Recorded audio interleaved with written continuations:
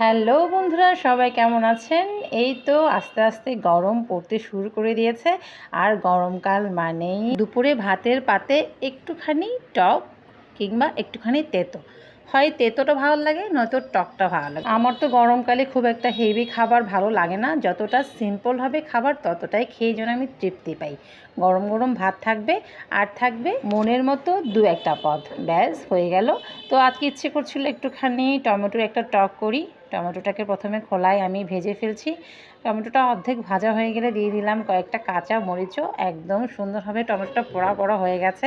ভেতর থেকেও টমেটোর রসটা দেখতে পাচ্ছেন বেরিয়ে গেছে, তার মানে ভেতরটাও ঠিকঠাক মতো সেদ্ধ হয়ে গেছে। টমেটোর তো অনেক রকমের টক রান্না করতে পারে, কেউ টমেটোর অম্বল করে, কেউ আবার টমেটোটাকে পাতলা ডালের মতো করে খায়। কিন্তু আমার কাছে টমেটোর এই টকটাই সবচেয়ে বেশি ভালো লাগে। শুধু আমার কাছে না, আমাদের ঘরের সবাই টমেটোর এই পদটা খুব ভালো খায়। ওপরের খোসাগুলো হালকাভাবে তুলে নিয়েছি। এবার টমেটোটাকে একটুখানি কাঁচামরিচ সহ মেখে নেব। দেবো এর মধ্যে কাঁচা পেঁয়াজ আর দেব কাঁচা সরিষার তেল। এরপর পরিমাণ মতো লবণ আর একটুখানি ধনে পাতা দিলে ব্যাস পুরো একদম হয়ে গেল সিম্পলের মধ্যে গর্জিয়াস একটা দুপুরের আইটেম। খাবারের রুচি যদি ঠিকঠাক থাকে, ভালো থাকে, তাহলে কিন্তু মাছ মাংস ছাড়াও এইরকম সিম্পল খাবার দিয়ে পেট ভরে ভাত খাওয়া যায়।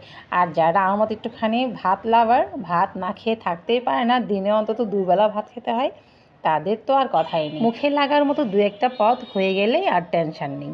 রান্না নিয়ে একজন বিখ্যাত মনীষী একটা উক্তি করেছিলেন, যেটা আবার সবসময় মনে পড়ে। রান্না হচ্ছে প্রেমের মতো, অল্প ভুল হলে সব কিছুই নষ্ট, আবার একটু যত্ন পেলেই মুহূর্তেই স্বর্গ। রেডি হয়ে গেল টমেটো ভর্তা। এবার নিয়ে নিলাম গরম গরম ভাত। টমেটো ভর্তা দিয়ে ভাত মেখে এবার মজা করে খাওয়ার পালা। তো চলুন, খেতে খেতে আজকে বিদায় নিচ্ছি। যদি ভালো লাগে ভিডিওটা অবশ্যই একটা লাইক করে দেবেন। সবাই খুব খুব খুব ভালো থাকবেন। দেখা হচ্ছে নেক্সট ডে নেক্সট ভিডিওতে। টাটা।